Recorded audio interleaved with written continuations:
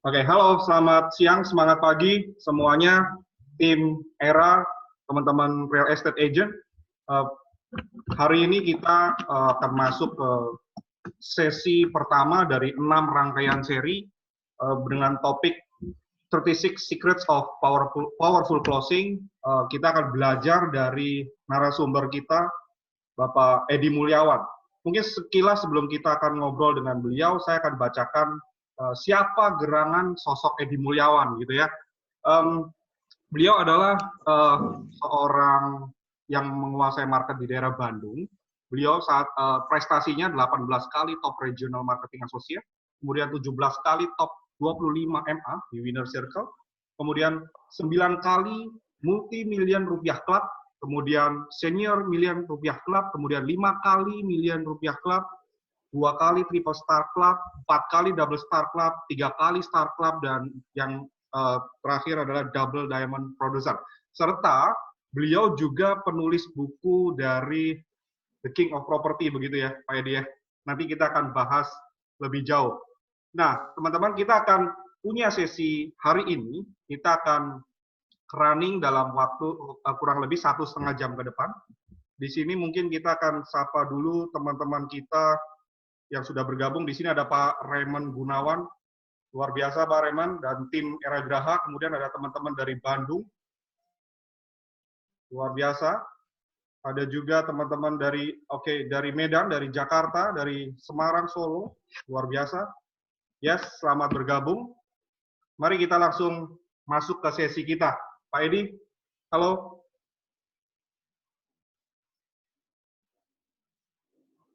Selamat pagi semuanya. Selamat pagi Pak Edi, apa kabar Pak Edi? Salam pagi. Yes, oke, Pak Edi. Kita langsung masuk ke, saya punya pertanyaan nih Pak. Sebelum kita masuk ke secret yang pertama Pak, yang akan kita bahas gitu ya. Tadi sekilas saya lihat profil Bapak, kemudian Bapak di situ mengatakan seperti the mighty king gitu ya. Seakan-akan dengan prestasi Bapak yang tadi luar biasa, telah konsisten eksis selama lebih dari 20 tahun di bisnis real estate, dan bocorannya nih, hampir setiap minggu ini Bapak selalu ada transaksi nih, Pak Edi. Bapak boleh ceritakan ke kita, Pak, maksudnya Amin. mighty king itu apa sih, Pak? Saya baca di buku Bapak gitu. Oke. Ya. Selamat pagi teman-teman semuanya. Salam optimis, salam sehat, dan salam sukses selalu. Saya Edi Mulyawan dari Bandung. Memang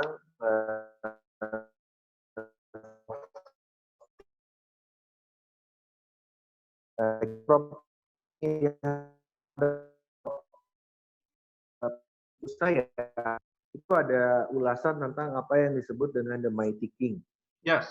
Jadi pengertian the mighty king di sini adalah bukan saya punya kekuasaan, kerajaan, atau teritori atau apa, tidak. Tetapi artinya selama mau belajar lebih mendalami tentang dunia properti. Jadi moto saya adalah satu, tidak ada kegagalan tanpa keberhasilan, tidak ada keberhasilan juga tanpa kegagalan, ya. Jadi satu sisi buat teman-teman semua para agent ataupun di bidang apapun itu adalah satu, bahwa Anda itu tidak boleh mengatakan bahwa saya mah nggak tahu, itu bukan urusan saya, itu bukan bidang saya nggak mau lakukan itu. Ya, yang penting kita mau belajar akan sesuatu masalah. Kita itu adalah proses pembelajaran. Nah, karena kita sehingga ada proses day by day kita semakin expert dan semakin ahli. Jadi kenapa disebut mighty king itu? Sebetulnya bukan saya ngasihkan gitu, tapi Pak Edi, dianggap saya memang ahli expert khususnya di bidang secondary. Oke, Pak Edi, mungkin saya potong sedikit. Ya, tadi Bapak sampaikan bahwa Bapak untuk tetap mau terus belajar gitu ya. Nah, untuk belajar pasti kan menghadapi kesulitan nih, Pak Edi. Nah, apa yang Bapak lakukan, Pak Edi? Ketika Bapak belajar dan menghadapi kesulitan itu, apa yang Bapak lakukan? Ya, jadi kesatu belajar itu kan tidak harus melulu dari seminar, dari buku atau apa ya. Memang saya sering banget ikut seminar, sering banget ikut training. Dan memang yang terpenting adalah pada saat kita belajar, pada saat kita langsung berhadapan dengan masalah. Yang dilakukan adalah setiap kali ada problem di setiap transaksi, negosiasi, ya kita bukan lari, kita hadapi gitu loh. Kan banyak juga agent yang pengennya kalau senang-senangnya aja, smooth-smooth aja, mulus-mulus aja, dijalanin. Tapi begitu ada masalah, ya dia udah aja tinggalin. Biarin aja tuh si penjual yang beresin sendiri. Bukan seperti itu. Justru pada saat kita menghadapi itu dan pada saat itu mungkin adrenalin kita muncul dan kita mencari tahu bagaimana untuk memecahkan masalah tersebut. Gitu. Oke. Mantap sekali Pak Edi. Nah, Pak Edi, ngomong-ngomong nih Pak, tadi The Mighty King sudah Bapak jabarkan gitu ya. Saya sekarang mau masuk ke secret yang pertama nih Pak Edi. Dari 6 secret yang hari ini kita akan bahas ya dari buku Bapak gitu ya. Secret yang pertama adalah saya baca di sini adalah the enthusiastic spirit gitu, Pak Edi. Itu spirit seperti apa sih Pak? Antusiasme seperti apa Pak yang Bapak maksud di situ? Oke, jadi enthusiastic spirit itu yang pertama adalah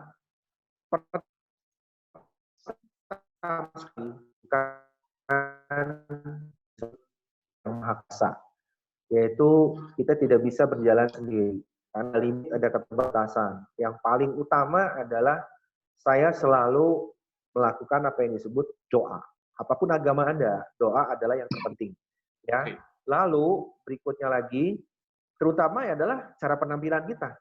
Penampilan itu bukan cuma dari sekedar baju, dressing, ya artinya dressing itu kan tidak perlu harus yang mewah, tapi yang pas, yang kira-kira rapi gitu ya, nice looking, dan juga tentunya cara bicara, mimik muka. Karena energetik itu akan mengalir pada saat kita prepare. Seperti sekarang ini, kalau saya di acara seperti ini tiba-tiba saya cuma pakai baju kaos oblong gitu ya, mungkin ini energinya akan beda dengan meja ini. Nah, itu juga sama. Jadi artinya cara bicara dan di belakangnya ada masalah atau apa ya, kita harus tampil fresh dan tentunya harus coba kita untuk smile, tersenyum ya. Karena orang yang datang kepada kita adalah orang-orang yang membawa problem semuanya. Nah, kita harus punya energi yang lebih daripada mereka. Seperti itu, Pak. Oke. Pak, tadi Bapak menarik sekali Bapak sampaikan bahwa Bapak mengawali semuanya itu dengan apa tadi dibilang doa gitu ya. Tapi kalau menurut saya mungkin lebih tepatnya konteksnya adalah lebih kepada belief gitu ya. Maksudnya keyakinan.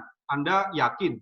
Betul. Artinya ibarat kata kita sebagai agent properti, kita mau dapetin listing, kita mau kerjakan listing, kita harus berangkat dari keyakinan yang positif dulu gitu ya. Kalau kita nggak positif, kita yakin dapetin listing, kita nggak mungkin bisa dapetin, apalagi kita closingkan gitu. Nah, Pak Edi, saya tergelitik kepengen tahu, Bapak punya belief untuk misalnya, kan dalam bisnis ini tadi Bapak katakan bahwa semua klien, semua yang kita ketemui pasti adalah orang-orang yang punya masalah gitu ya. Baik pembeli atau penjual, dan kita sebagai agent adalah kita problem solver mereka gitu ya. Nah, tips dari Bapak nih, Pak Edi, Bapak punya belief seperti apa sehingga Bapak nggak goyah gini loh, bisa solving mereka punya problem. Silakan. Oke. Artinya belief itu tidak bisa dari orang lain, ya. Harus kita menanamkannya kepada diri kita sendiri. Nah, setiap apa yang kita kerjaan, kita harus punya keyakinan selama kita benar bahwa Tuhan itu pasti ada bersama kita. Nah, itu pasti apapun yang kita kerjakan ada solusinya. At the end kalau belum dikerjakan ya jangan ngomong belum bisa gitu ya. Tetapi kalau sudah sampai ujungnya ternyata memang itu masih belum, ya sudah, itu memang bukan jodohnya. Nah, jangan ngomong ada jodohnya padahal. Jadi apapun yang klien bawa ke kita, entah listing, entah itu sebagai pembeli, kita selalu lakukan yang terbaik, do the best. Sesudah yang terbaik, semuanya ya diserahkan gitu loh. Ya artinya kan kita do the best, God do the rest, gitu kan. Itu sih yang saya harus tanamkan, kita seperti itu.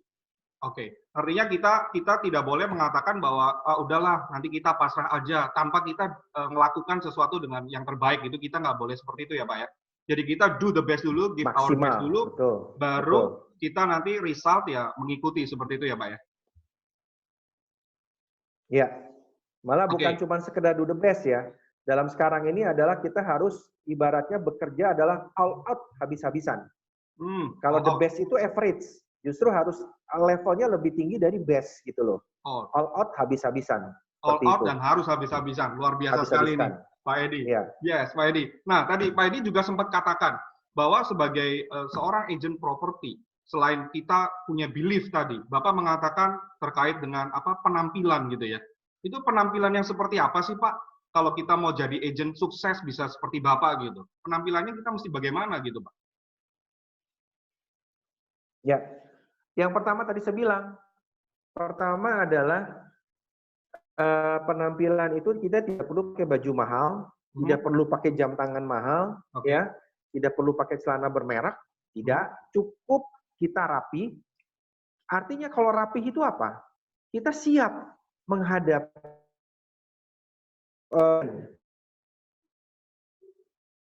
kita juga berpenampilan rapi. Contoh, kita diundang ke pesta kawin, ya. Ada nggak sih yang ke pesta kawin datang cuma pakai kaos kutung? Kalau datang pakai seperti itu, even Anda juga kaya raya kayak gimana, orang akan menilai bahwa Anda itu orang yang tidak menghargai orang lain gitu loh.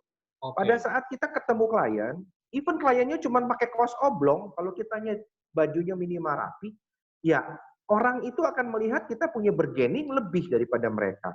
Itu satu. Kedua, cara ngomong. Cara ngomong juga sama, kita harus tatap wajah dia. Nggak bisa, cuman misalnya dia ngomong, matanya kita jelalatan kemana-mana, bentar-bentar lihat Oh HP, itu nggak boleh ya bentar-bentar Pak? lihat WA, Seperti itu ya nggak nggak boleh ya Pak ya? boleh. Tapi Nggak kalau boleh. Kita, misalnya Pak Edi, maaf saya potong, kalau pada saat ya, kita ketemu klien, kemudian ada telepon bunyi, ada WhatsApp masuk, kita mesti gimana Pak? Nah, biasanya saya hold dulu. Kan kalau ketemu klien paling lama maksimal 1 jam lah ya. Pada saat kita ngelisting, pada saat kita melakukan pendataan dan sebagainya, atau pada saat kita negosiasi ketemu face to face, ya kita hargai orang itu. Pada saat di depan mata orang itu ada berdiri di depan kita atau duduk di depan kita, ya kita fokuskan 100%, artinya diri kita untuk dia gitu loh. Oke. Kita kesampingkan dulu. Nanti sesudah selesai, baru kita bisa call balik atau kita balas balik WA dan sebagainya. Seperti itu kira-kira, David.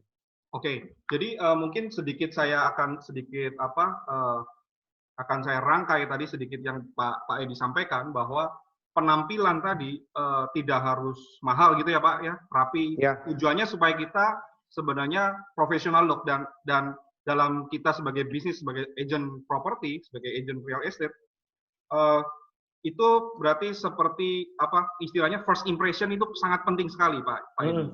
Ya, ya.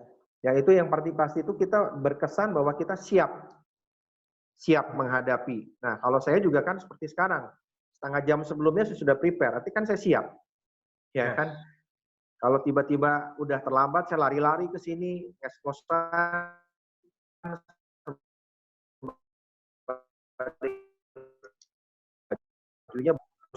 siap itu, energi akan terpancar.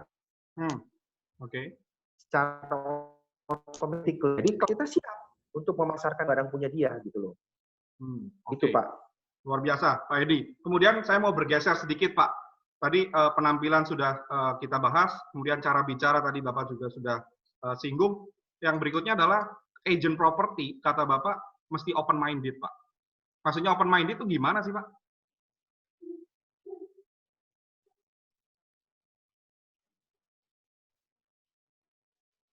Oke. Open minded itu kita mau terbuka, mau mendengarkan orang lain, ya. Jadi sebenarnya ada salah kaprah kalau kita sebagai seorang agent ya, anggap tuh kita jadi sales ya. Nanti di bab berikutnya kita akan sampaikan bahwa kita tuh bukan sales gitu loh. Nah, kita adalah seseorang yang harus bisa mendengarkan orang lain, mau menerima masukan. Karena intensif, kalau Anda mau membuat satu bisnis sama seseorang, pertama adalah Anda harus disukai dulu. Nah, untuk Anda disukai oleh orang lain,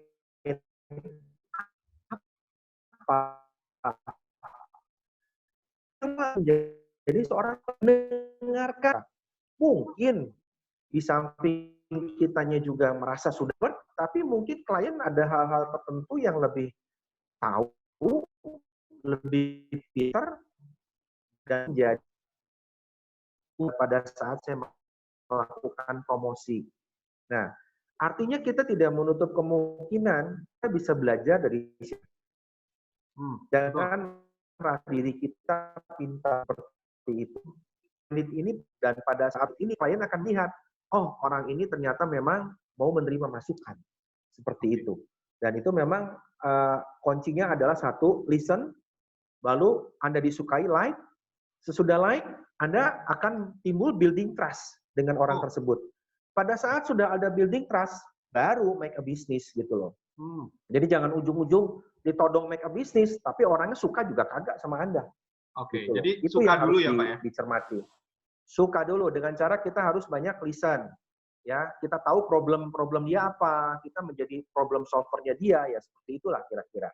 Oke, jadi kita jadi agent properti harus lebih banyak mendengar begitu ya Pak ya? Betul, betul. Dengan kita banyak mendengar, kita mulai mengetahui apa kebutuhan dari konsumen kita, Ya, gitu ya Pak ya? betul. Oke, luar biasa Pak Edi. Thank you. Oh ya, Pak Edi dan kita mungkin sedikit kita sapa teman-teman juga nih, sudah ada lebih dari 100 teman-teman Pak Edi sudah bergabung bersama kita. Teman-teman, kita persilakan Anda untuk boleh bertanya secara langsung ke Pak Edi nanti, ada sesinya nanti khusus, atau Anda boleh ketikkan teks di aplikasi Anda, nanti saya akan bacakan pertanyaan-pertanyaan ini dan akan saya langsung tujukan ke Pak Edi. Pak Edi akan langsung jawab begitu ya. Oke, Pak Edi, untuk menjadi agent Pak di Secret yang pertama tadi, ini masih dalam kategori enthusiastic spirit ya. Tadi Bapak katakan kita harus punya belief yang kuat, penampilan tadi, first impression juga harus penting, cara bicara atau communication skill itu juga perannya sangat penting gitu ya. Kemudian kita harus punya open minded, artinya kita juga harus mendengar, kita harus mampu menerima masukan dari orang lain atau dari klien. Kemudian ada hal lagi yang sangat penting yang menurut saya lihat di sini adalah fokus Pak Edi. Seperti apa peran fokus di sini Pak? Oke. Fokus itu artinya memang saya tahu persis apa yang saya kerjakan. Jadi kalau memang Anda kuasai apa yang menjadi Anda kerjakan saat ini, Anda seorang expert di bidang agent, ya tentunya kan Anda menjadi problem solver buat orang yang lebih Anda. Nah, kita dicari itu artinya kita dianggap bisa memecahkan semua masalah dia. Termasuk kalau kita sakit lah. Kenapa kita mesti ke dokter sih? Gitu loh. Bukan kita ke tukang koki makanan. Kan bukan. Jadi karena agent property juga dokter ya Pak ya?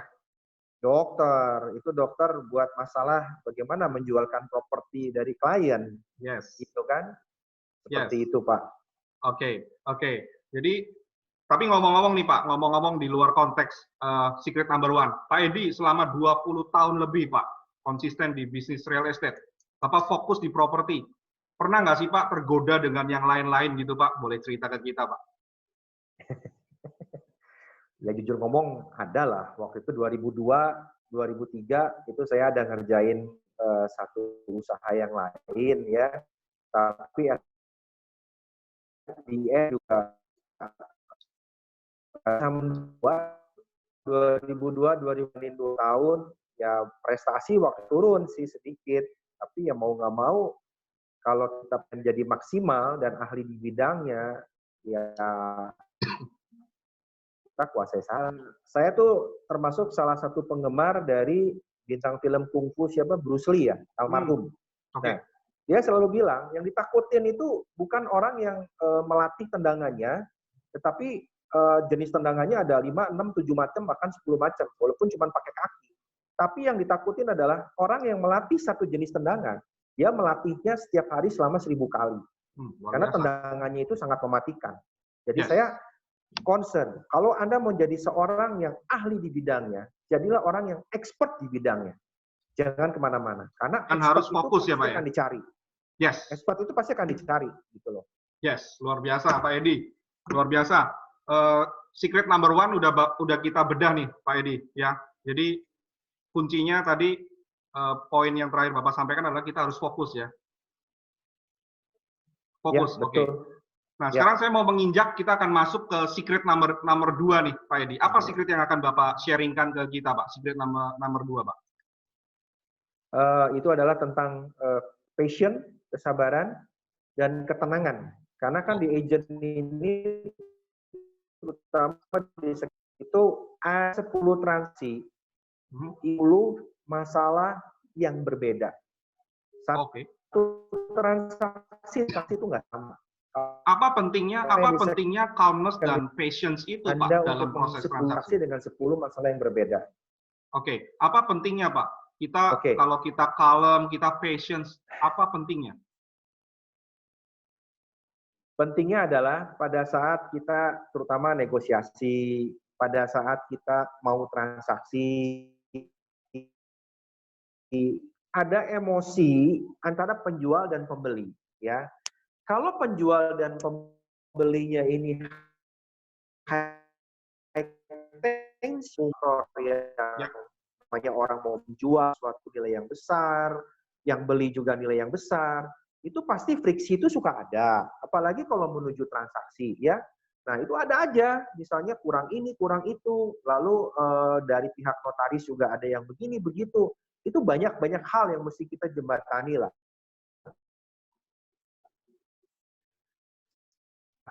Kalau berada di kita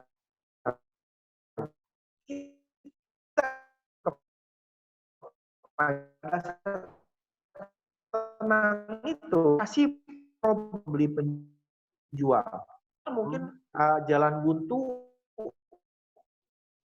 juga sehingga kita jembatani seperti itu. Oke, Pak Edi. Sorry, sebentar tadi ada sedikit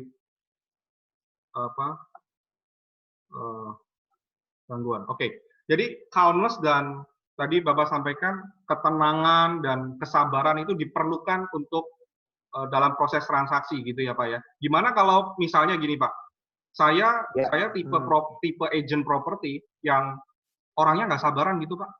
Saya maunya cepetan lah selesai. Itu apa yang saya mesti lakukan Pak?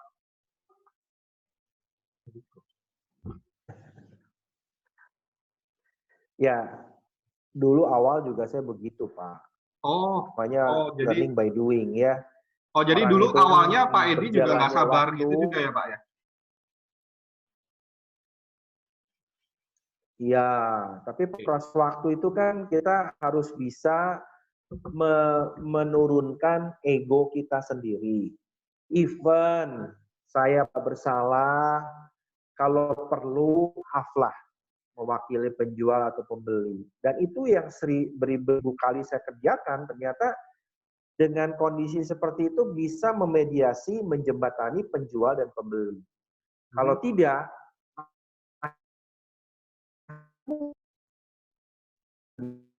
ya lagi merah negosiasi transaksi itu terputus. Oke.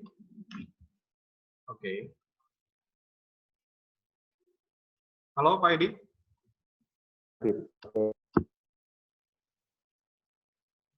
Ya, halo, dengar Pak? Yes, sorry, koneksinya tadi saya lihat agak terganggu. Apakah saat ini oke Pak Edi?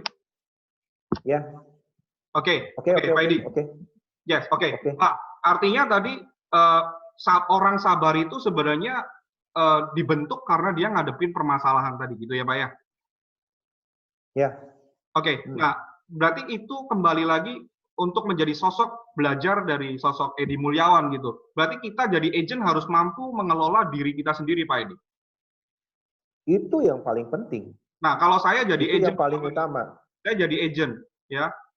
Dalam hitungan menit, dalam hitungan jam, apalagi dalam hitungan hari, saya bisa aja nih tiba-tiba hari ini saya happy Pak. Berikutnya saya, ada masalah Pak. berikutnya begini Pak, begitu. Nah, gimana saya bisa tampil profesional Pak, supaya saya bisa servis bantu customer saya Pak? Oke, jadi kita harus disiplin diri minimal selain doa itu exercise. Exercise itu biasanya antara 30 menit, 40 menit ya. Itu untuk membuat kita membangkitkan lagi gairah, passion. Karena pada saat kita olahraga itu kan ada hormon endorfin yang muncul. Yang mungkin pada saat kita loyo, kita sedikit banyak loyonya nggak sampai 100% banget lah. Dengan olahraga mungkin diturunkan jadi 50%. Lalu yang kedua adalah sering-seringlah kita self-talk, bicara kepada diri sendiri. Oh, afirmasi bahwa, seperti itu? Iya, afirmasi. Contohnya seperti apa Pak Edi? Contohnya?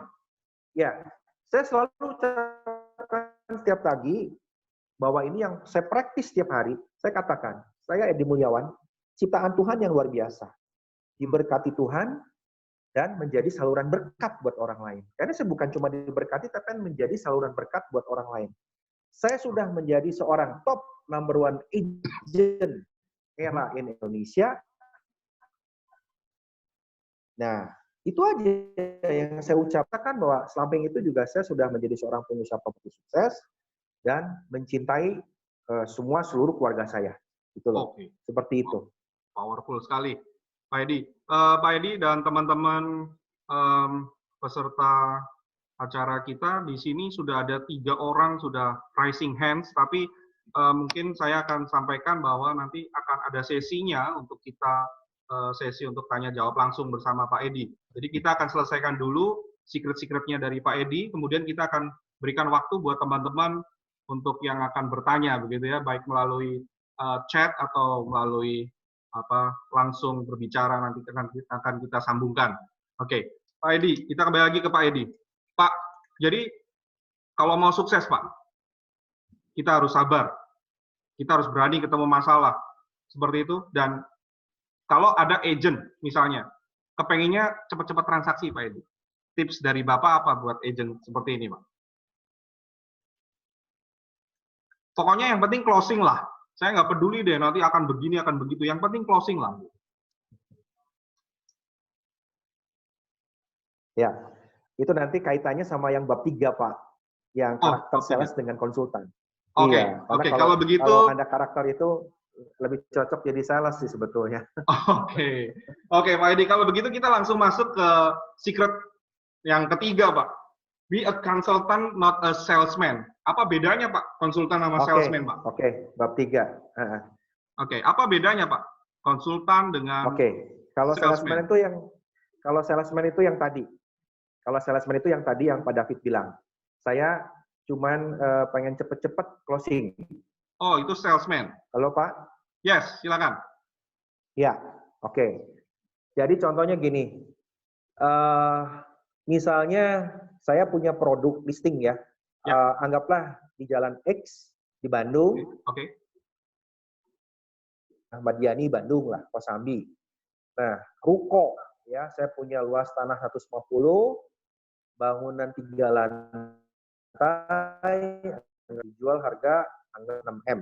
Nah, dengan spesifikasi lebar muka 6, panjang ke dalam misalnya 150 bagi 6 kurang lebih di 25 meter. Lalu misalnya ada listrik 2200 watt. Lalu buat proyeksi di lantai, nah seperti itu. Nah, artinya kalau seorang salesman itu cukup ditulis aja di sari kertas deh. Kira-kira kalau saya mencatat itu di sari kertas, lalu saya kasihkan ke office boy. Office boy itu nganter pembeli, lalu pada saat ketemu pembeli, dia kasihin aja, dia bacain. Itu salesman ya Pak ya? Nah, iya, bisa nggak? Bisa. Bisa, siapa juga bisa kok. Sama seperti kalau kita misalnya pergi ke mall ya. Kita mau belanja sesuatu. Tahu-tahu itu ada tuh yang SPG yang nawarin kursi pijat. Pak, pijat Pak, pijat Pak. Pak, pijat Pak, pijatnya enak Pak, pijatnya enak. Kira-kira kalau kita sebagai bapak-bapak yang malas nungguin ibu-ibunya lagi belanja, mungkin kita pijat mau. Dalam arti, ya sudah aja, kita sembari nunggu kan dipijat lumayan juga gratis. Tapi kalau kita yang nggak perlu, kira-kira perlu nggak sih kita beli kursi pijat? Enggak toh. Ya. Tapi dia energinya kan terus ngedorong-dorong orang untuk beli gitu loh. Nah, tapi kalau konsultan itu berbeda.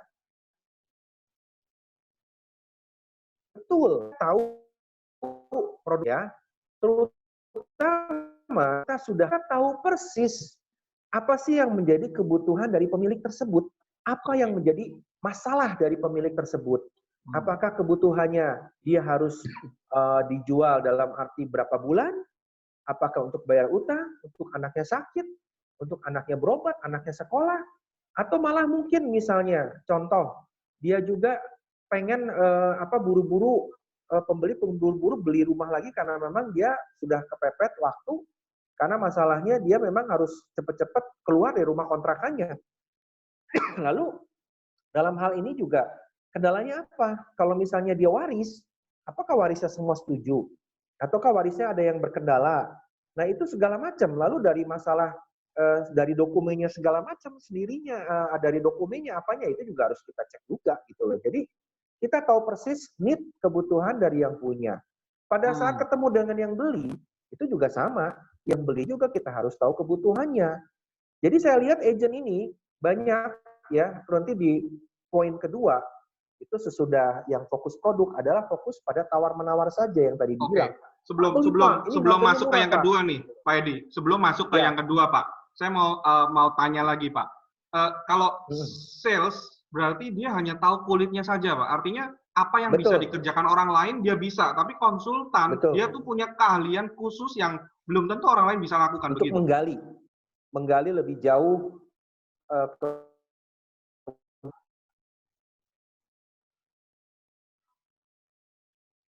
Halo? Yes, oke, Pak. Halo? Ya, silakan. Ya. Oke. Ya. Jadi harus bisa menggali kebutuhan dari masing-masing pihak gitu loh.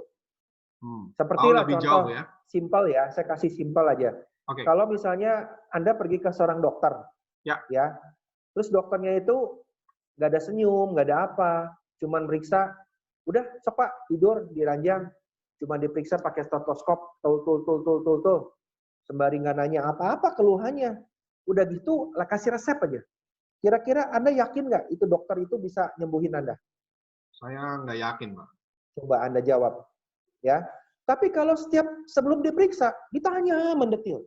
Sakitnya apa? Nah, ini corona kan? Ada sesak napas nggak? Nah, panasnya kenapa? Oh, ini panasnya udah berapa derajat, udah berapa lama? Terus ini kapan mulai panas? Lalu ini sesak napas nggak? Anda punya asma nggak? Anda punya alergi? Ya.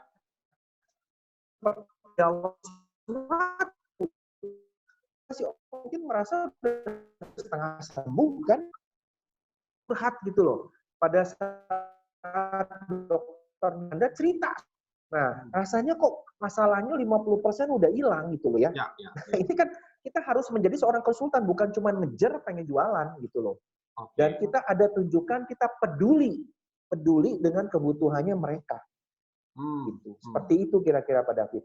Oke, thank you Pak Edi. Oke, kita masuk ke berikutnya lagi Pak. Apa bedanya salesman dan konsultan yang tadi Bapak mau ceritakan?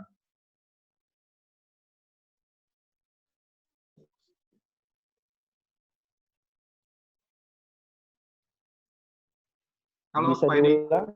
Yes. Silakan Pak Edi. Ya.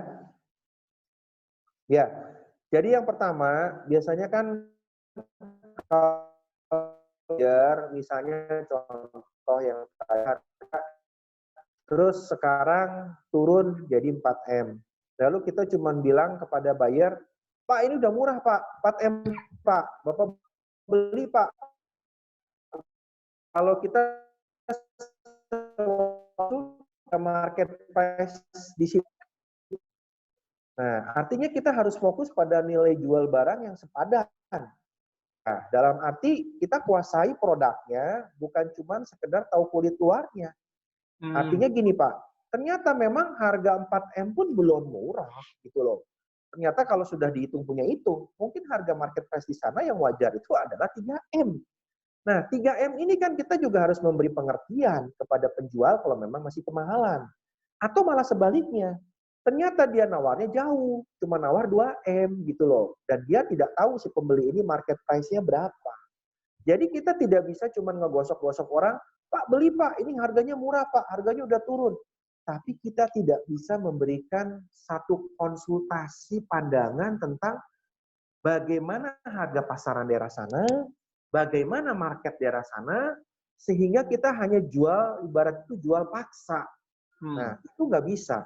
Kalau di secondary market, kita harus bisa memberikan pengertian kepada A dan kepada B. Dan itu akan yang membangkitkan disebut dengan building trust. Pada saat orang beli dari kita, dia tidak akan merasa kapok. Kapok itu menyesal. Karena one day, apa yang dia beli ternyata, oh iya, ternyata kita nggak dibohongin. Kalau memang harganya benar segitu, ya kita bilang segitu. Gitu loh. Yang jual juga mungkin tidak akan merasa menyesal. Kurang ajar gitu ya, si agent itu kurang ajar. Ngebohongin saya. Ternyata saya ngecek kiri kanan depan belakang, mungkin dari teman-teman bilang, kamu bodoh amat, katanya jual murah-murah sekali. Nah itu juga sama juga. Yang beli ngerasa nggak mau beli kemahalan, yang jual juga ngerasa nggak mau beli kemurahan. Jadi kita harus punya, tahu sikonnya, dan kuasai tentang produk itu benar-benar bukan hanya kulit. Jadi kita jadi agent, kita harus pay attention on detail gitu ya Pak ya. Bapak harus korek informasi sedetail mungkin, kita sajikan ke konsumen kita, begitu Pak.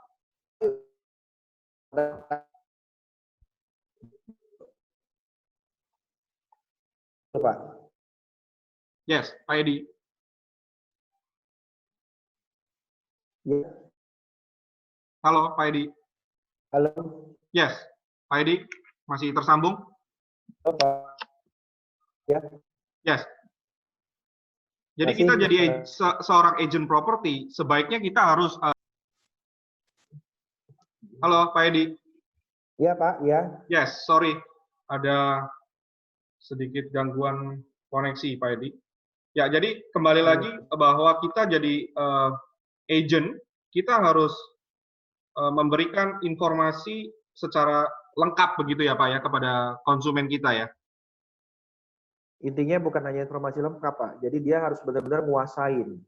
Kuasai. Nah, pertanyaan saya Pak Edi, bagaimana baiknya nih menurut pengalaman Pak Edi sebagai king of property ini yang udah 20 tahun lebih di bisnis real estate ya. Tadi Bapak bilang harus kuasai, harus ya informasinya harus dapat semua deh sebelum kita jual gitu ya, sebelum kita informasikan ke calon pembeli. Nah, pertanyaan saya, kalau ada misalnya weakness-nya nih dari suatu properti, ada kekurangan, kelemahan, itu baiknya saya mesti bagaimana, Pak? Apakah saya harus sampaikan juga ke konsumen atau saya harus tutup-tutupi, Pak? Jangan sampai konsumen tahu, Pak Edi.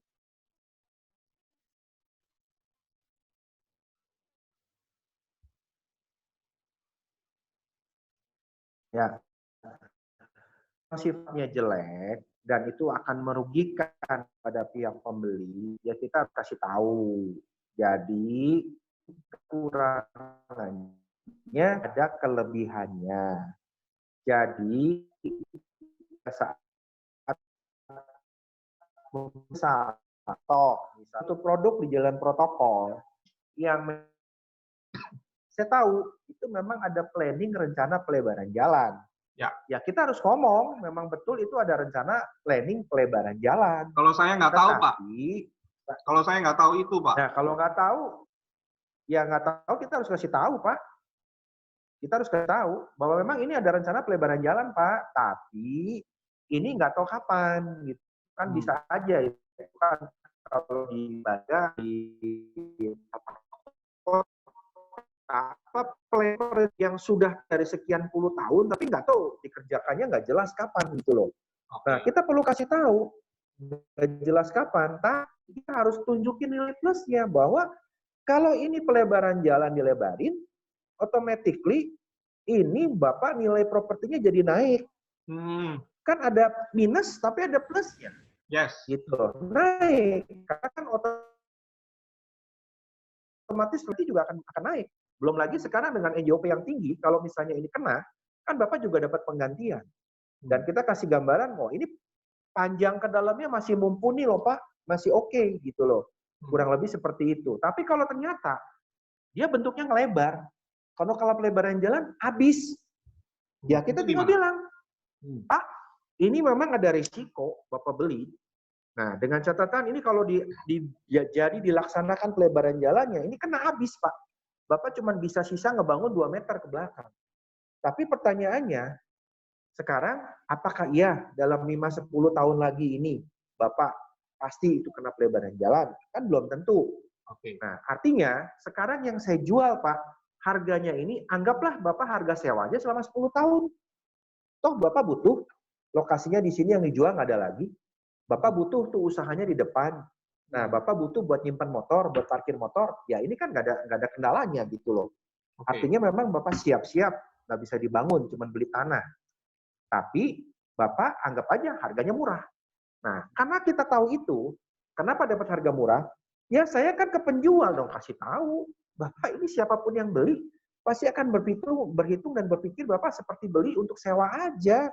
Nggak mungkin Bapak jual harga yang normal, karena ini Bapak ada jelas-jelas, ada planning ke pelebaran jalan, Bapak habis gitu loh.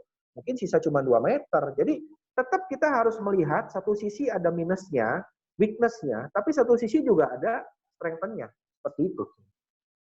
Oke, jadi weakness-nya tetap kita sampaikan ya Pak ya, tapi kita harus siapkan juga poin-poin, strength point-nya tuh di mana, kita juga harus kasih tahu. Jadi di sini kembali lagi, konsultan itu tadi ya Pak ya? Iya. Oke, baik Pak Edi. Jadi yang pertama tadi, kalau sales tadi hanya fokus pada produknya, listingnya saja, kemudian kulitnya saja, sedikit saya review Pak. Sedangkan konsultan kita tahu lebih dalam, gitu ya. Nah sekarang Pak, untuk yang berikutnya Pak Edi, apa lagi tips, apa bedanya salesman dan konsultan Pak Edi? Ya, satu ya. Kalau misalnya kita pengen disebut konsultan, kita harus mau menghadapi hal-hal yang susah-susah ya. Jadi jangan cuma fokus pada besaran komisinya doang. Ada itu yang namanya mungkin ya, sorry to say gitu, broker di luar sana yang cuma sekedar kenalin pembeli penjual. Udah gitu, udah terserah pembeli penjual mau transaksinya gimana, mau urusannya ribetnya kayak gimana, itu dia nggak ikutan. Dia cuma sekedar nunggu gitu, minum kopi di rumah. Nanti kalau sudah transaksi, dia akan gedor-gedor itu si penjualnya. Pak, mana komisi buat saya? Mana komisi buat saya? Nah, itu yang membuat profesi agent itu dianggap seperti profesi yang diremehkan oleh masyarakat. Karena kalau kita minta fee, berapa fee-nya? 3%. Alah, kamu apa 3% kerjanya? Cuman ngenalin toko, kan itu aja kerjaannya. Padahal nggak seperti itu. Kita kerjanya kompleks banget kok. Jadi klien harus tahu bahwa kita bekerja buat dia gitu ya Pak ya? Iya. Contoh misalnya, kan semua orang nggak tahu. Kalau misalnya sertifikat, kalau misalnya Anda di perumahan kayak model di real estate gitu ya, kayak di developer, itu kan semua sertifikat baru. Ya. Sekarang kalau saya main di secondary market yang jalan-jalan protokol, sertifikat banyak yang lama. Itu harus ada yang namanya pemekaran, ganti buku. Nah, itu untuk pemekaran ganti buku juga mesti izin ke RT RW, mesti ada surat pengajuannya lagi. Belum lagi itu masalah misalnya nanti untuk pengecekan tentang SONA, tentang KDB, KLB, GSB. Nah, untuk IMB apa gitu masalahnya? Nah, itu juga sama. Gitu kita harus semuanya aware dari awal. Jadi sebelumnya misalnya contoh kayak sekarang masa corona lah, saya juga ada satu transaksi yang lagi saya sedang garap ya. Itu kemarin ada appraisal ke BCA, appraisal udah seminggu lebih nggak keluar-keluar.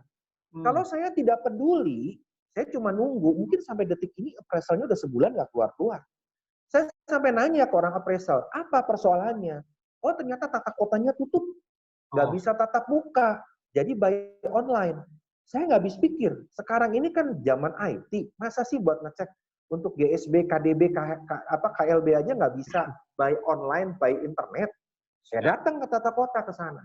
Ternyata yang dipasang di depan pintu, itu nomor emailnya, alamat emailnya salah. Pantesan si appraisal itu bilang berkali-kali, email address-nya not found. Ya pantesan emailnya salah. Sampai saya datang ke orang IT-nya dari tata kota, saya tanya, Pak itu kenapa emailnya salah? Katanya nggak masuk-masuk. Oh iya Pak, sorry. Dia juga bingung. Sebentar ya, saya cek. Ternyata dicek, emailnya salah. Dia banyak banget yang dia bikin. Email COVID, email ini. Akhirnya ternyata ketemu email yang benernya. Begitu detik itu saya tungguin. Pak, appraisal, tolong send lagi ke alamat email itu. Sorenya udah dapat jawaban. Appraisalnya bisa keluar. Gitu loh. Jadi hal ini banyak sekali. Belum lagi, begitu masuk lagi ke masalah mau ke decision maker, keputusan kredit. Ternyata ada problem lagi tuh. Sekarang Pak, kita lagi fokus dulu ke restrukturisasi. Untuk yang pengajuan kredit besar-besar di atas 5M, kita hold dulu. Sebentar Pak, kendalanya. Kalau klien saya, ini bidangnya yang tidak terkena COVID, dan klien saya ini orang-orang yang bergerak di bidang produksi chemical, sekarang lagi ngetren-ngetrennya. Klien saya ini sudah PO untuk 4-5 bulan ke depan, sudah di depan mata. Itu udah sekian puluh M masuk ke dia. Masa Bapak nggak mau kasih kepada orang yang begini? Saya tembus lagi kepada kepala KPR-nya saya telepon. Analisa saya telepon gitu loh. Artinya kompleks kerjaan itu bukan cuma sekedar nemuin. Banyak, kita dikasih 3% pun nggak cukup sebetulnya. Gitu loh. Artinya kalau Anda cuma ngenalin begitu doang, nah ini yang saya mau babat habis. Janganlah jadi agent properti abal-abal. Kalau Anda cuma nemuin, Anda dadah gitu tinggalin. Ujung-ujungnya minta komisi. Sama itu seperti yang namanya calo-calo di luar sana. Kalau udah ketahuan jualan, minta komisi yang enggak, atau minta 5%, 10%. Kalau nggak dikasih, bawa golok gitu kan, ngancam-ngancam penjualnya. Kita bukan seperti itu gitu loh. Ya, itu yang saya mau tanamkan kepada teman-teman lah. Bahwa kita tuh problem solver gitu loh, bukan pembawa masalah. Itu aja. Jadi kita selesaikan masalah Itu sih, orang Pak. ya Pak ya, baik masalah penjual punya, masalah pembeli punya, dan kita punya masalah juga kita harus selesaiin juga ya Pak ya. Ya. Ya. Oke, Pak Edi, sekarang saya mau beranjak, kita beranjak ke banyak masalah Pak. Kita mau beranjak ke secret yang berikutnya Pak Edi, secret yang keempat. Tapi secret yang keempat nih ngomong-ngomong, saya lihat nih masih ada kaitannya dengan poin nomor 3 dari bedanya apa salesman dan konsultan. Di situ Pak Edi tadi katakan bahwa salesman di poin ketiga adalah kita fokusnya tuh dia pada duitnya gitu. Sedangkan di secret yang berikutnya Pak Edi mengatakan di situ not just duit Pak. So apa Pak? Kalau bukan duit apa Pak Edi? Ya kita nggak munafik lah ya Pak. Semua kerja juga kita butuh duit. Agent kalau nggak dibayar komisi juga nggak mau lah. Betul. Nah, kenapa Pak Edi tulis not just duit, Pak? Pertanyaannya. Bapak cari apa kalau nggak cari duit? Jadi gini. Oke. Ya pasti cari duit, Pak. Sama. Maksudnya begini loh. Duit itu adalah akibat. Ya. Duit itu adalah akibat atau result, hasil. Tanpa kita kerjakan dari A sampai Z, duit ini nggak mungkin muncul. Dipaksain juga nggak mungkin muncul, kecuali kamu ngerampok gitu kan. Itu lain cerita. Artinya kan A sampai Z proses entah dari negosiasi, entah menuju transaksi, itu kita harus kerjakan satu persatu. Even itu kondisinya ribet, susah gitu loh. Tapi ya mau nggak mau kita harus kerjakan. Jangan cuman sekedar udah deal ya. Transaksinya nggak mau tahu. Ujuk-ujuk cuma nanya, Bu, nanti ya Bu, minggu depan kalau Ibu dapat pembayaran kedua, komisi ya Bu. Itu bukan seperti itu. Tapi artinya kita juga harus terlibat gitu loh, bahwa ini tuh sampai untuk nanti transaksi, sampai untuk nanti dibayar, seperti yang tadi saya bilang. Nggak bisa cuman kita nanya, Bu gimana KPR-nya udah oke? Ya KPR udah oke, tapi proses dari 0 sampai menuju KPR oke itu kita ikutan nggak monitor? Kan enggak. Analis BCA juga nggak bisa semuanya cuman terima masukan dan perhatian kita. Mungkin dia dari 10-20 yang dia harus kerjakan. Kalau kitanya nggak peduli nih sama yang satu ini, dia mungkin cuman just lewat begitu-begitu aja. Pay attention-nya nggak ada gitu loh. Dan kita untuk mencapai duit ini, kita harus proses ini, A sampai Z ini yang harus dikerjakan. Nah itu yang kenapa saya bilang di situ. Yang kedua, artinya kita ini bisnis yang harus sifatnya manjang. Karena bisnis di agent ini adalah bisnis trust, kepercayaan. Kesatu, di samping kita terlibat dan tanggung jawab terhadap pekerjaan. Kedua, kita juga harus transparan, terbuka. Contoh misalnya, pada saat negosiasi, ya Misalnya harga 2M ditawarin. Lalu ada pembeli nih nawar, awalnya 1,6. Pembeli saya udah turun 1,8. Nah, Nah, ini terus pertanyaan saya, Pak si Edi. pembeli saya naik 1,7. Udah deket kan? Ya. Nah, 1,7 dengan 1,8. Terus beli beda 100 juta. Akhirnya si penjualnya mau dikasih 1,7, kita gosok si. Nah, toh ya, ini penjual mau ngasih 1,7. Pembelinya sudah mau di 1,8. Artinya penjual udah ridho turun 100 juta, pembeli juga udah ridho naik 100 juta. Ada selisih dong 100 juta di situ. Ya. Punya siapa? Gitu kan? Punya siapa, Nah, Pak? kalau Anda otak yang nakal nih, biasanya ini godaan setan muncul, ada bisikan nanti antara malaikat putih dengan yang hitam. Ya udah deh, lu nggak gampang tuh, betul nggak? Nah, mungkin bisa diatur-atur tuh, diakal-akalin, bisa bilang Pak tuh Edi. pada pihak penjual, Pak, sorry, saya potong, Pak. Karena saya mau tanya terkait dengan yang Bapak mau cerita itu, Pak. Saya mau tanya gini, kan kita sebagai agent, Pak, kita kan ujungnya setelah kita servis finish nih, selesai, kita dapat komisi gitu ya, Pak ya. Nah, pertanyaan saya sehubungan dengan ya. tadi ada selisih 100 juta tadi cerita Bapak, sebenarnya kita boleh nggak sih, Pak, terima selain komisi, Pak?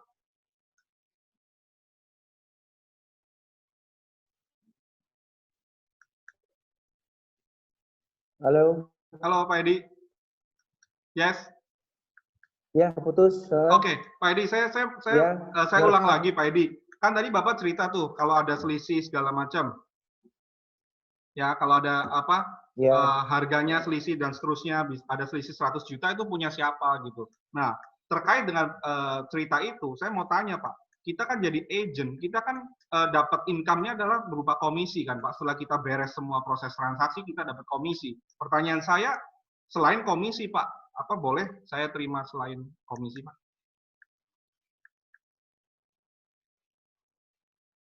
Nah, misalnya kita transparan kepada penjual pembeli, contoh seperti tadi ya, satu, kalau kita memang mau ambil sendiri kan kita nih,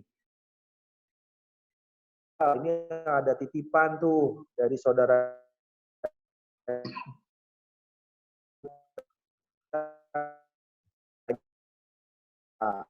kata siapa buat kita sendiri, itu kan namanya bohong ya. Nah, tapi kita kalau jujur kasih tahu kepada penjual, Pak Penjual, alhamdulillah puji Tuhan, kalau ini saya bisa bikin harga sampai 1,8, Bapak sudah ridho di 1,7, ini dari Pak, mangga we Pak, kumaha, gitu ke bahasa Sunda mah kita silakan aja Pak, mau nah. Ya, kalau Bapak mau ini ya silakan, siapa tahu itu ada rezekinya atau mau ngasih bonus buat saya di luar komisi ya boleh Pak, itu kan sembari guyon ya. Artinya kan kalau misalnya dia kasih, ya puji Tuhan, dia kasih mau 5 juta, 2 juta, 1 juta, kayak itu mah berkat aja. Kita nggak Tapi bisa setidaknya kita harus kita harus permit gitu ya, Pak ya. gitu. Kita nggak boleh diam-diam kita ambil kayak gitu, kita nggak boleh seperti itu ya, Pak ya. Harus transparan lah Pak. Loh, kita bohongin, terus pembeli penjual sesudah transaksi ketemu lagi di tempat yang lain. Dan pada saat ketemu lagi, mereka bicara, bro. Ternyata ketahuan kita ngebohong. Waduh, itu mah udah aja. Kita habis lah itu. Berarti Kita trust-nya nama itu, baik kita mau dikemanain gitu loh. yes, Dapat trust 100 kembali juta, lagi. Trust itu hilang, sudah nggak ada ya, pasti. Pak ya. Iya, dan kita jangan harap dapat repeat order. Kalau sudah hancur sudah nggak bisa lagi, Pak. Duit berikutnya, duit berikutnya mungkin rezeki di depan mata yang mungkin datang sekian M ya ditutup. Oke. Jadi poinnya adalah Pak Edi tadi berikan insight bahwa kalau ada seperti itu sebaiknya kita ya tetap open, kita jujur ke dua belah pihak, baik ke owner maupun ke pembeli, begitu ya Pak ya? Iya, ya. Oke, luar biasa, Ya, menarik kalau dia sekali. mau ngasih tips ya silahkan aja gitu kan. Oke. Yang penting harus open gitu ya Pak ya. Oke, teman-teman di room kita nih Pak Edi, banyak sekali teman-teman yang sudah masuk bertanya Pak Edi, tapi saya masih ingin menguji kesabaran teman-teman.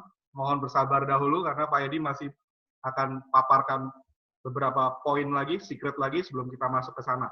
Ya, Ini oke. ada Yes. Berapa partisipan yang ikut, Pak? Partisipan hari ini sudah di atas 150, Pak Edi, luar biasa sekali. Ya, luar biasa sekali. Oh, banyak. Yes. Banyak. Nah, karena partisipannya makin luar biasa, Pak, terus bertambah, Pak Edi. Saya mau masuk ke secret yang berikutnya nih, Pak Edi. Secret yang berikutnya di situ Bapak katakan secret nomor 5 mengenai transform your energy. Nah, bedanya apa, Pak? Energi yang Bapak tadi di awal buka sesi kita, Bapak juga bicara mengenai energi. Dan di sesi yang di secret yang nomor 5 ini juga Bapak ngomongin energi. Maksudnya nih bagaimana, Pak, di secret nomor 5 ini? Ya.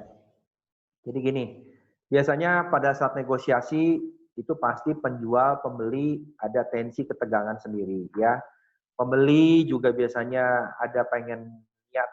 Halo, Pak, dengar? Yes. Ya. Pembeli pasti juga ingin apa yang dia dengan kondisi dengan penawaran, pasti ada kebutuhan yang dia mau. Nah, lalu kedua-duanya ini biasanya kan kalau ada mulai nego dan sebagainya tuh kadang-kadang ada yang satu suka ngomong yang ketuk tentang kelemahan rumahnya, terus penjual tersinggung atau apa, terus penjual juga kadang-kadang ada yang ngomong gimana, pembelinya tersinggung, atau malah mungkin di lapangan tuh ada hal-hal yang mana sebetulnya penjual pembeli ini harus bisa dipecahkan, solving problemnya seperti apa.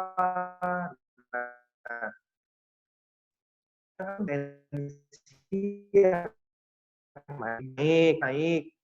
Nah, kita di sini harus menjadi semacam AC. AC itu artinya apa? Pada saat udara di luar dingin, gitu ya. Pada saat kalau kita termostat memanaskan ruangan di luar dingin, ya kita tetap harus panas. Jadi ini yang pada saat orang lain naik, kita mencoba untuk tetap mereduanya. Jadi kita harus menjaga menstabilizer semuanya ini supaya dalam kondisi dan koridor yang on the track.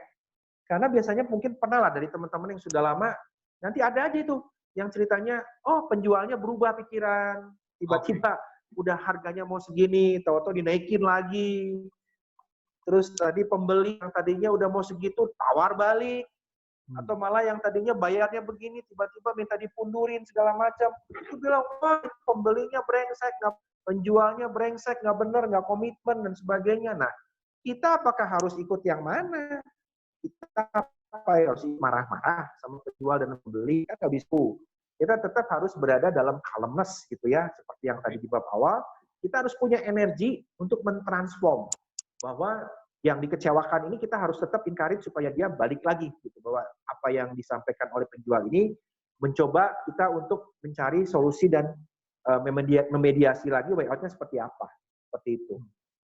Jadi kita pada saat proses seperti tadi, kita juga pikiran kita, kepala kita mikir ya Pak ya, cari solusi ini gimana nih, seperti itu ya.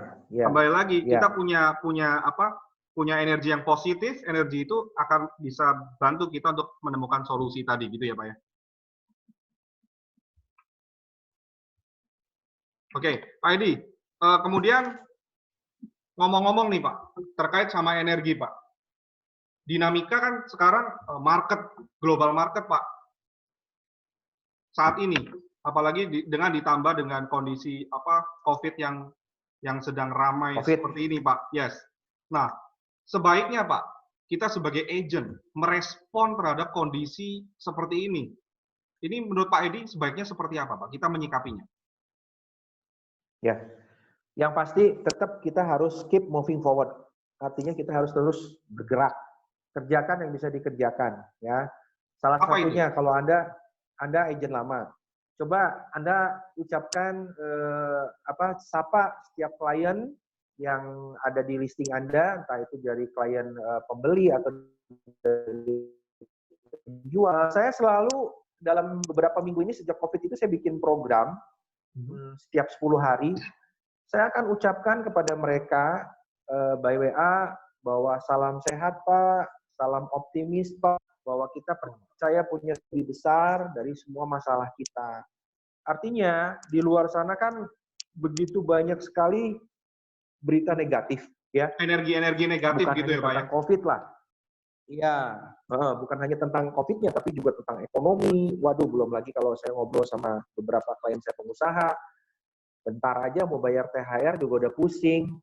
Artinya kemarin aja Maret ada yang bayar untuk buat karyawannya juga udah akhirnya harus menjual mobil pribadi. Apalagi yang punya hotel, punya resto, tutup semua kan. Penghasilannya nol. Dapat duit dari mana mereka? Belum mereka punya cicilan di bank. Mereka juga minta restrukturisasi ke bank. Cicilan ke bank harus bayar, karyawan harus dibayar, rasanya semuanya negatif lah. Ya. Tapi di samping itu, saya coba untuk menanamkan yang tadi itu loh, jadi termostat. Saya coba tanamkan bahwa tetap positif. Walaupun diri saya juga, ya nggak bisa dipungkiri, saya manusia lah, bukan dewa. Dalam arti saya juga pasti punya kekhawatiran gitu, takut. Semua pasti takut lah. Ekonomi lah, kesehatan lah, itu macam-macam. Tapi salah satu cara untuk menjadi termostat itu adalah kita bagikan energi positif itu sama orang lain. Dengan kita katakan, salam sehat, salam optimis. Mungkin teman-teman kalau yang di Bandung, kemarin saya ada ngeblas beberapa penawaran klien, gitu ya. Saya pasti di atasnya saya tulis dulu, salam sehat dan optimis. Turun harga. Daripada cuma sekedar turun harga, jual. Gitu. Rasanya kurang gimana ya, gitu kan. Iya, justru dengan orang ngebaca salam sehat dan optimis. Itu pada saat saya khusus ucapkan ke mereka, mereka respon balik, ngedoain saya banyak banget tuh. Dari misalnya di blast satu grup 250, minimal 50%-nya ngebales. Pak Edi apa kabar? Salam sehat juga Pak. Wah, belum juga saya dapat info dari orang Bang. Bang gimana Bu? Apa kondisinya sekarang gimana? Jadi kita bisa tahu informasi itu dari teman-teman yang kita sapa. Gitu loh. Ya. Oh ternyata perkembangannya begini. Dari notaris. Oh BPN sekarang pengecekan online. Masih bisa. Tutup sampai kapan? Nah ini kondisi ini yang kita harus terus cermati walaupun kita di rumah gitu loh. Tapi kalau kita nggak pernah menyapa, kita nggak tahu informasi apa-apa gitu. Jadi sebenarnya di luar COVID ya kita harus tahu informasi tentang dunia kita sendiri. Oke, jadi sebenarnya kita sebagai agent properti, Pak Edi, kita sebenarnya banyak sekali hal yang bisa dapat kita lakukan dalam kondisi apapun itu ya Pak ya. Contohnya tadi, pada saat kita misalnya kondisi sedang seperti ini, kita punya kesempatan banyak untuk misalnya follow up klien kita seperti Pak Edi lakukan tadi, Bapak ngeblast. Saya juga pernah dapat sih dari Pak Edi pagi-pagi luar biasa. Dapat blast dari Pak Edi ya. Luar biasa Pak Edi, thank you. Jadi kita sebarkan hal-hal seperti itu, kita kontak customer, dengan kita melemparkan energi, maka energi itu akan balik ke kita ya Pak ya? Ya, malah ujungnya banyak yang bikin listing banyak. Nah, itu dia maksud saya. Yang udah lama-lama nggak ada yang kontak, muncul, Pak ini saya punya barang, ini gimana properti ya? Banyak muncul listingan. Nah, Pak Edi, saya mau nanya nih Pak, ngomong-ngomong Bapak tadi bicara tentang listing Pak.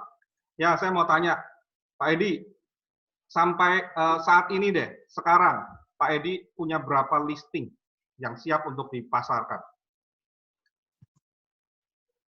Total sih kalau di jumlah-jumlah update terakhir itu di Februari Maret kurang lebih hampir 600. Luar biasa. 600 listing. Wow, dahsyat. Kita akan ngomongin listing ini lebih lanjut nanti di sesi-sesi berikutnya loh Pak ya. Jangan dibahas di sini dulu Pak, karena kita masih touch kulit-kulitnya dulu. Nah, masih tadi panjang. Ngomongin listing Bapak punya 600-an gitu ya. Nah, sekarang saya mau tanya begini, Pak, di luar konteks sih. Ini pertanyaan saya dan beberapa teman-teman nih ada yang nitip. Selama Pak Edi berkarya sebagai property agent, sudah 20 tahun lebih, berapa transaksi yang paling luar biasa, nilai transaksi yang luar biasa yang menurut Pak Edi, yang Pak Edi pernah handle?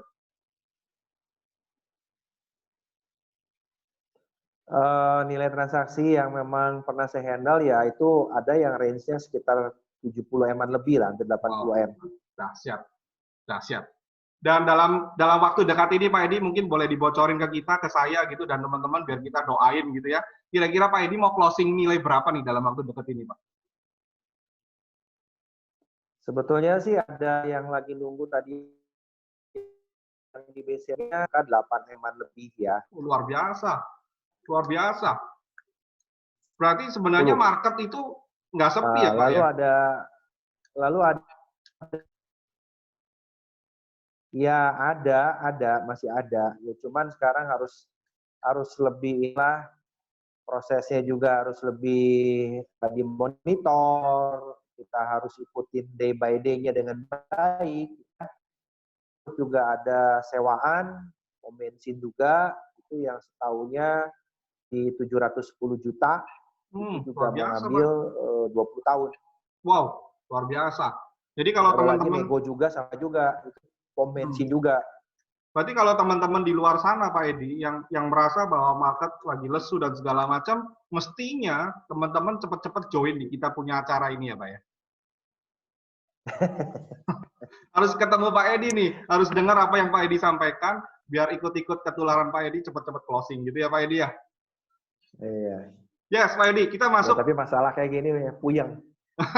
Masalahnya puyeng mah lebih ribet lah, pasti lebih ribet. Ya oke lah, tapi pasti. tetap harus positif Pak. Sekarang Pak, Ya, ini teman-teman sudah pada nggak sabar banyak yang wave saya Pak Edi. Saya masuk ke secret nomor 6 Pak Edi. Trivial lies kill your dream. Silakan Pak Edi. Ya, nah sebetulnya tadi itu udah dibahas yang di awal ya, yang tadi masalah ngebohong ya. Oh yang masalah Ngebohong selisih ini, tadi ya? Iya. Tapi ada hal lain yang mana satu hal lagi yang mungkin nggak kalah pentingnya ya, yang Ya, apa itu? ini. Yes. Bukan cuma masalah ngebohong di angka, tapi bisa juga tuh masalah bohong yang menyepelekan regulasi. Contoh yang tadi saya bilang. Anggaplah misalnya orang nanya, wah ini kayaknya kalau di jalan protokol begini rencana pelebaran jalan ya. Lalu ngerasa sok yakin aja bahwa oh enggak Pak, ini kita udah berpuluh tahun kita nggak pernah ada pelebaran jalan kok, gitu kan? Anda nggak ngecek. Nah, kedua, Sona juga sama. Saya juga pernah ngalamin satu transaksi juga batal. Akhirnya memang ya harus diridoin. Jadi waktu itu orang beli, memang dia beli buat perdagangan, harus cek sonanya kan merah.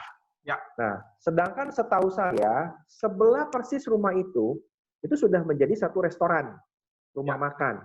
Harusnya saya pikir kalau sebelah menyebelah gini nempel, harusnya yang sebelahnya itu ya masuk zona dagang dong. Ya. Nah, memang sih kalau habis kita kan bilang, oh ini pasti bisa loh, lihat depannya restoran, ini sebelahnya restoran, ibu mau bikin kafe pasti salah. Tapi ternyata itu dicek, cuma sekedar dicek.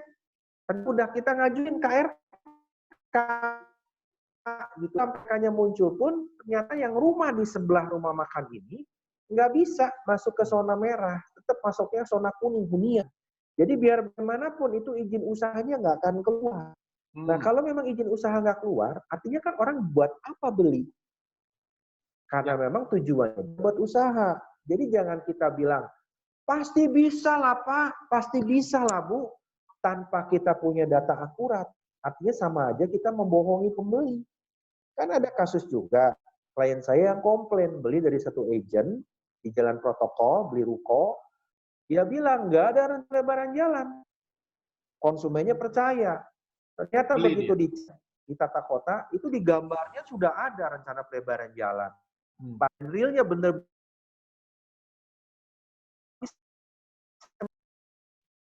nah, sampai terus itu. Ya, bayarnya cash. Kalau lewat kredit model kayak kemarin KPR BCA itu kan lain. Si appraisal akan ngecek badan enggak.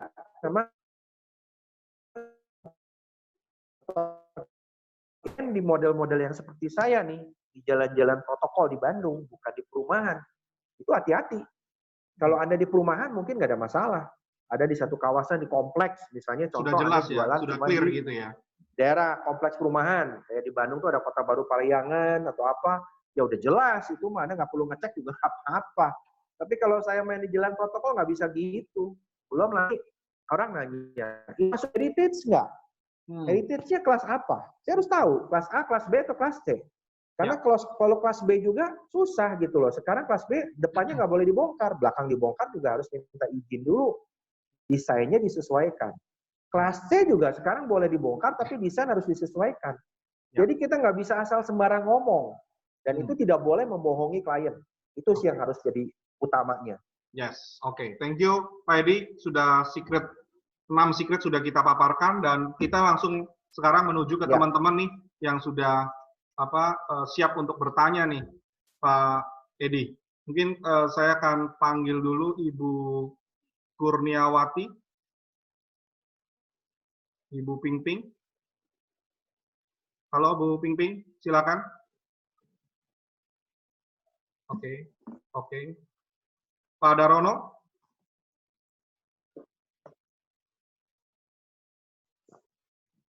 Oke, saya mungkin langsung kita bacakan ke beberapa yang bertanya dulu ya, Pak ya, sambil menunggu koneksi. Ini ada yang bertanya. Okay. Oh, oke, Ibu Ping. Oh, saya Darono. Oh, Pak Darono, silakan Pak Darono. Pak Darono dahulu, silakan. Iya. Pak Edi mau tanya, apakah Pak Edi khusus untuk rumah-rumah bus mahal? Sorry, Pak Darono dari sebelumnya perkenalkan diri dulu, Bapak dari era mana? Era Ino. Oke, Pak Darono dari era Ino, silakan. Ya, silakan Pak Darono. Pak Edi mau tanya, Pak Edi ini spesialis pinggir jalan ataukah ke perumahan-perumahan yang lebih kecil, harga-harga yang lebih murah-murah itu? Apa begitu, Pak? Edi, makasih. Oke, thank you Pak Darono. Silakan Pak Edi. Ya, kalau saya sih memang waktu awal, jadi jangan lihat sekarangnya ya. Awal sekali waktu saya jadi agent, itu transaksi saya itu cuma nilainya 45 juta. Itu jual beli properti seharga 45 juta. Itu awal sekali closing pertama saya. Jadi dulu semua dari kecil dari besar saya ambil ya, karena kan dulu kan terus terang kita harus brand dulu, ngebangun brand, dan itu untuk membesarkan nama kita. Tapi at the end akhirnya saya memposisikan diri untuk menangani transaksi yang nilainya besar, khususnya di Bandung itu yang range dari 5M ke atas. Untuk 4M, 5M ke atas lah. Bukan berarti saya menutup diri, misalnya di perumahan nggak mau ambil, nggak juga. Saya juga di perumahan juga ada beberapa saya ambil. Networknya kebanyakan dari network yang klien-klien besar itu tadi. Tapi artinya begini, saya dari punya 600 listing itu di luar beberapa listing yang saya mungkin ada dropping juga kepada tim saya. Terutama yang nilainya mungkin cuma 400 juta, 500 juta, yang lokasinya mungkin bagi saya itu harus efektif dan efisien. Karena kalau di Bandung dengan harga-harga yang segitu kebanyakan kan udah bukan di center kota lagi, tapi udah agak di pinggiran, dan itu takes time, waktu sekali kayak kalau saya harus survei tempat yang jauh-jauh. Karena saya harus bisa memprioritaskan yang mana yang saya harus fokuskan untuk saya servis. Karena kalau memang servis saya terbagi-bagi dengan yang kayak begini, saya pikir ini mungkin bisa tim saya kerjain lah. Tapi khusus untuk yang besar ini membutuhkan effort dan touching dari saya langsung. Nggak bisa, itu orang-orang yang klien-klien besar itu yang nilainya jual puluhan M, kalau tanpa kehadiran saya mereka nggak mau kok. Kalau misalnya ada meeting, siapa nelpon, kadang-kadang nelpon juga, sekretaris saya bilang, oh nggak mau, nanti aja saya ngobrolnya sama Pak Edi langsung. Pengennya saya nelpon langsung gitu loh. Dan kalau ketemu ya pengen saya ketemu langsung. Itu nggak bisa gitu. Dan mereka memang nggak mau diservis dengan suruh orang lain, walaupun itu sekretaris pribadi saya atau orang kepercayaan saya juga nggak mau. Jadi waktunya harus dibagi dengan baik lah gitu. Yes, jadi Pak Edi berangkatnya tadi Bapak cerita di awal-awal Bapak juga maksudnya tidak pilih-pilih ya, semuanya Bapak jual, maksudnya Bapak cover gitu ya, hingga sampai sekarang akhirnya Bapak bisa handle sesuatu yang lebih besar dan klien maunya Bapak, kemudian untuk properti-properti yang tadi Bapak tinggal manage ke tim, seperti itu ya?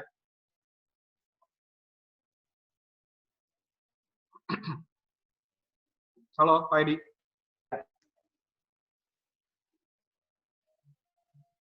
Suaranya putus ya.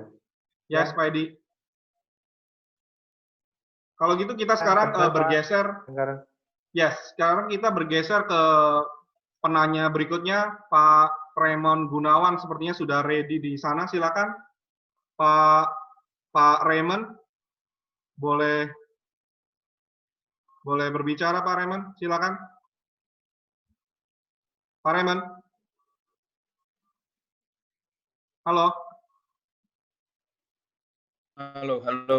Yes, Pak Raymond. Silakan Pak Raymond. Wah, luar biasa Pak. Halo, Ko Edi ya. Apa kabar, Raymond?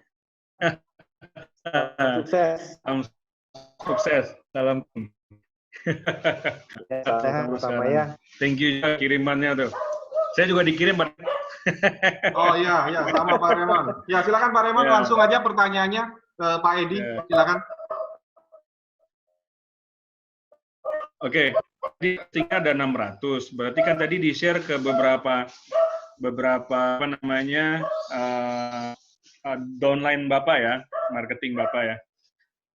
Nah, itu yang sendiri touch itu berapa yang mungkin gitu.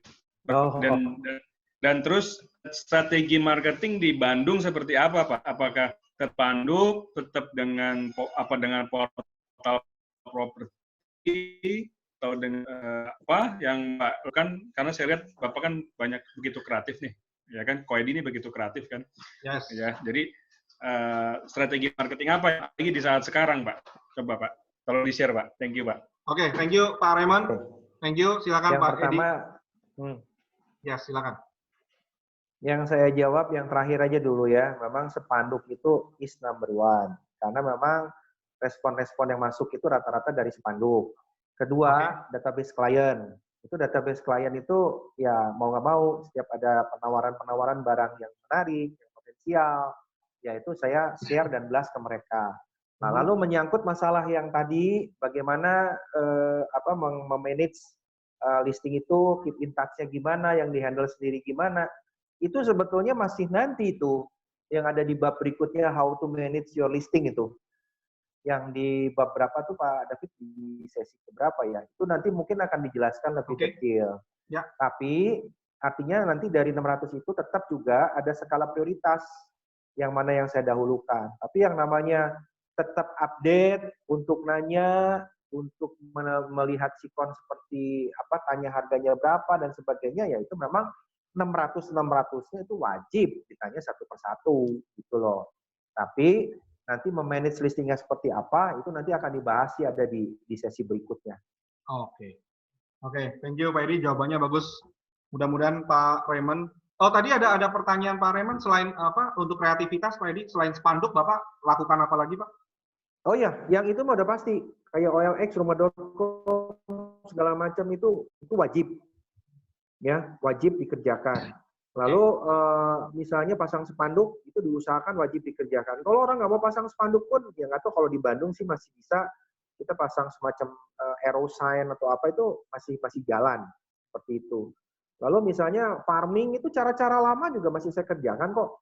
Di samping dengan cara-cara apa IT ya, itu banyak sekali yang kita kerjakan, dan yang penting adalah setiap apa yang kita kerjakan itu harus kasih report ya, bahwa kepemilikan itu harus, even dalam kondisi sekarang pun kita kasih report gitu loh, bahwa Pak ini sejak ada COVID, report selama COVID ini mungkin respon yang masuk juga mungkin berkurang, ini ada beberapa orang yang saya sudah tawarkan nawarnya cuma segini, ya itu kan memang harus di report. Karena nomor satu, kalau nggak ada komunikasi orang nggak tahu gitu apa yang kita kerjakan. Ya, oke. Thank you Pak Edi. Mudah-mudahan Pak Raymond terjawab ya. Oke, Pak Edi. Sekarang saya mau masuk ke beberapa teman yang langsung masuk ke kita, ke teks di sini. Pertanyaannya, bagaimana caranya kita tahu harga pasar, sedangkan kita punya jam terbang belum tinggi, Pak Edi? Mungkin singkat aja, Pak Edi, karena durasi kita, Pak Edi. Silakan.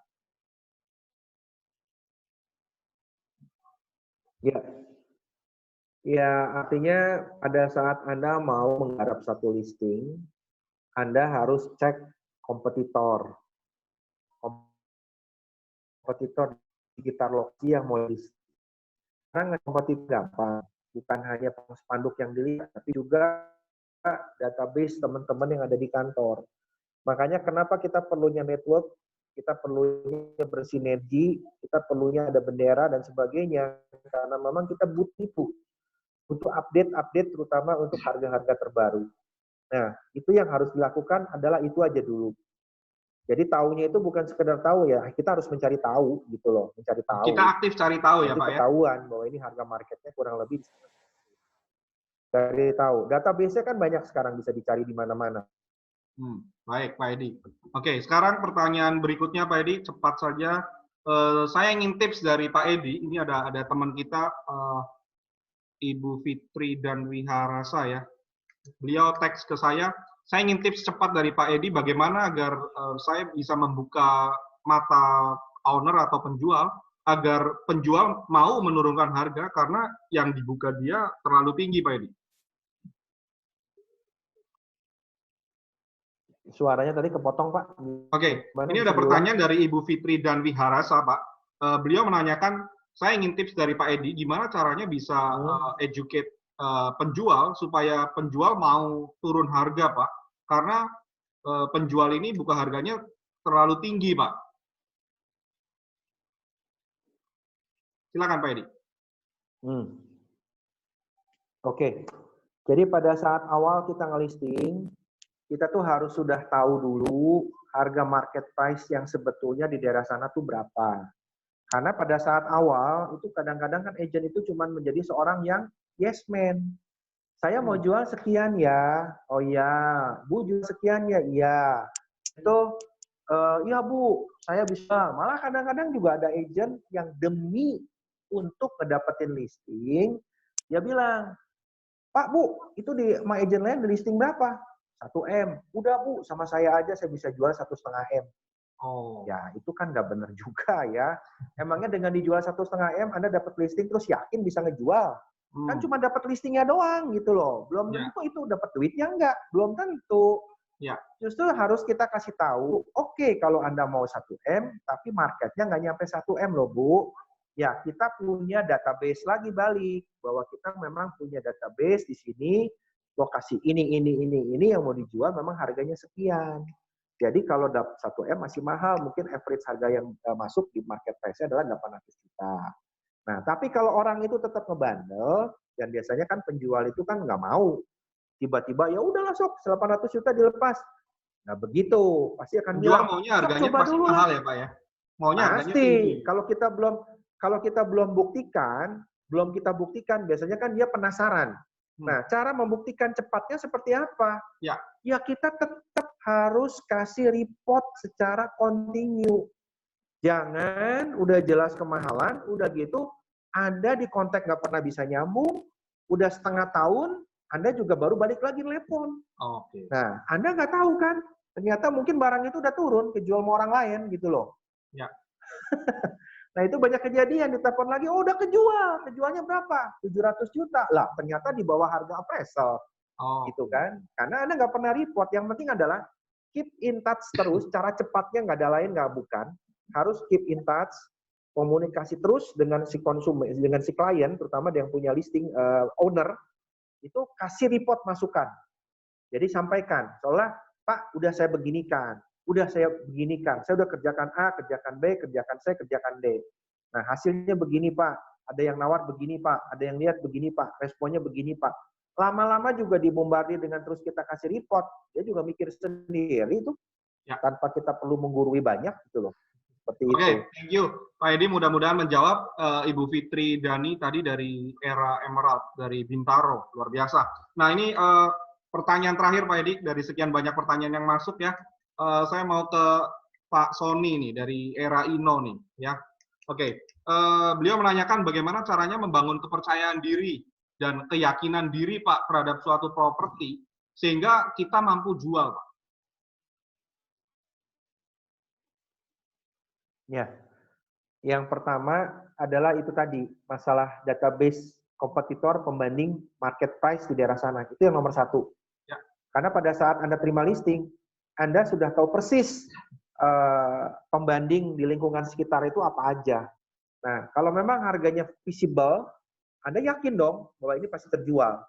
Nah, terus satu lagi, memang kalau saya kan sudah berkecimpung di bisnis ini kan sudah 20 tahun lebih. Jadi feeling ya, intuisi itu kan kerasa. Pada saat kita masuk ke satu rumah, kita bisa merasakan bahwa ini rumah pasti kejual.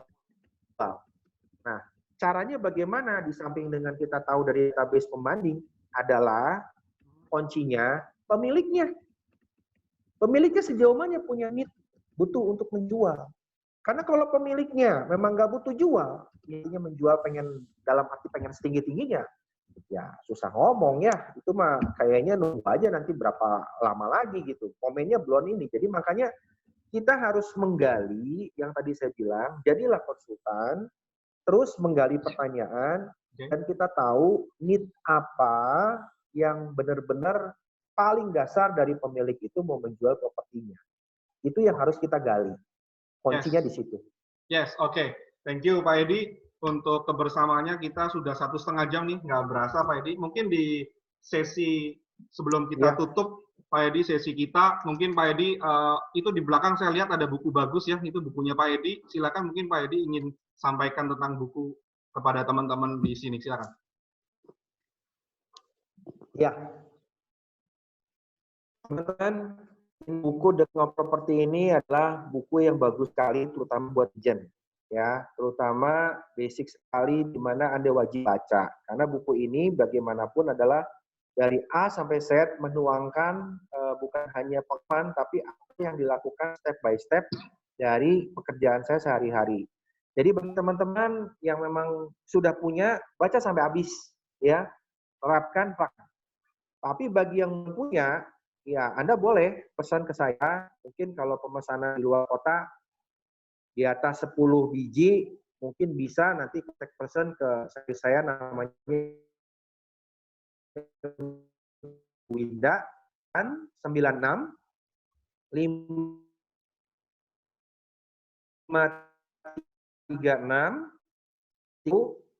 89, ulang ya, 0896 536 31894. Oke, harganya berapa Pak Edi? Tadi belum di-mention. Dari saya, siapa tahu mau yang mau beli buku, silahkan. Kalau harga di Gramedia ini 89.800. Tapi di saya bisa cukup beli dengan harga penulis, itu dikasih diskon di angka 70.000. Oke, luar biasa. Jadi harganya harga yang sangat dahsyat gitu ya. Special price buat teman-teman. 70.000 untuk mendapatkan buku The King of Property dari Pak Edi. Oke, kontak yang bisa dihubungi sekali lagi saya akan ulangi dengan Ibu Winda di 0896 5363 1894. Ibu Winda 0896 5363 1894. Begitu. Oke, baik Pak Edi dan teman-teman sekalian, kita sudah masuk di penghujung sesi dalam acara kita sore hari ini di sesi pertama. Jangan lupa kita juga ada sesi berikutnya, masih bersama Pak Edi, karena hari ini kita baru bahas 6 secret, nanti kita akan bahas dalam sesi kedua juga 6 secret berikutnya, yaitu pada hari Rabu, tanggal 15 April 2020, jam 2 siang. Saya ulangi lagi, hari Rabu 15 April 2020, jam 2 siang. Pastikan Anda registrasi. Sekarang sudah bisa langsung register di link kita punya. Silakan Anda bisa langsung registrasi. Pak Edi, terima kasih banyak sudah bergabung bersama kita dan bersama 160 partisipan yang sudah join di tempat kita hari ini, Pak Edi. Dan terima kasih juga teman-teman, mungkin saya sapa kembali lagi sebelum kita closing. Teman-teman dari Medan, luar biasa, thank you. Dari Jakarta, dari Bandung, Semarang, Solo, Surabaya, dan ya ini banyak banget yang kita belum bisa mention Pak Edi. Thank you untuk semuanya dan terima kasih untuk kebersamaan kita sore hari ini. Salam sukses buat kita semua. All the best. See you at the top.